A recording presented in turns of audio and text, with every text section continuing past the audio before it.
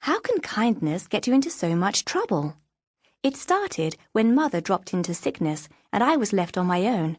No, before that, when the war came and Father, a major in the British Indian Army who led a battalion of Gurkha rifles, went off to the war. The battalion was sent to fight in countries I had never heard of and whose names I couldn't spell. It wasn't as if Mother and I were alone. There were all the servants, gardeners, sweepers, cooks, servers, and Father's sais, his groom, who had nothing to do since Father was away, but out of kindness, Mother would not let him go because he had a family to support. Ranjit was the Burra Mali, the head of all the servants, and Amina was my ayah. Though at my age, I was much too old to have a nursemaid, so Amina was really Mother's lady's maid. Mother's English friends were often in and out of our house with criticisms of me disguised as kindness. Mrs. Cartwright said, "Rosalind is such an original child. I don't know that I have ever seen a girl's hair worn in quite that way. My hair grows and grows like the leaves on a rain tree. I won't tie it back neatly or wear a band.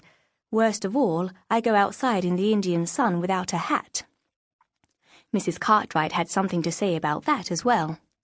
"The sun will turn Rosalind into a regular Indian. Soon you won't be able to tell her from your servants. It's a pity she wasn't sent home."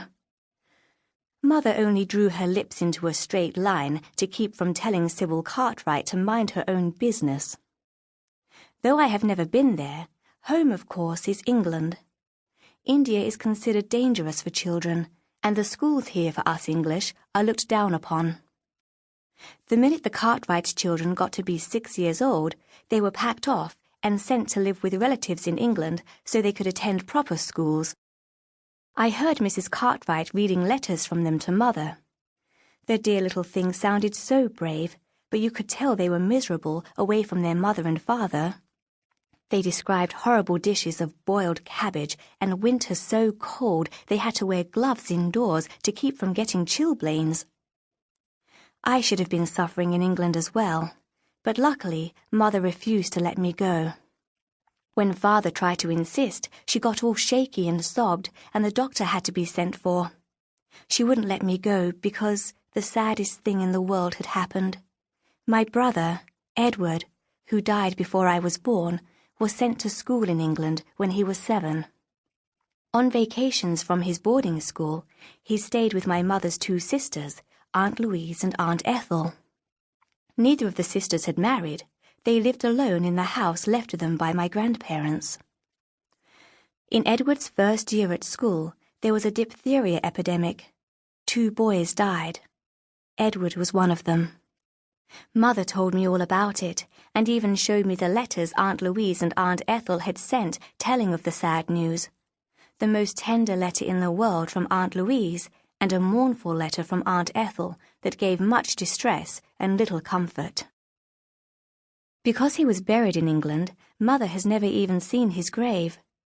Each year as his birthday comes around, she must be content to put flowers in a vase in Edward's room. The room is kept exactly as it was before he went to England. The door to the room is closed, and Amina, who keeps it tidy, is the only one allowed inside. But I have stolen into the room and seen his clothes, his cricket bat, his pictures of England's cricket team, and his teddy bear worn on the ears because he sucked on them. When I was little, I used to think his ghost had come back and lived in there. I was afraid it was angry with me because I had taken my brother's place. When Father or Mrs. Cartwright talked of the dangers right here in India, dangers like cholera and malaria and typhoid fever, Mother said England was even more dangerous, and look at what happened to Edward.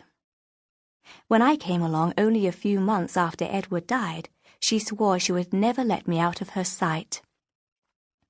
Up until now, I had not been worried about being sent away.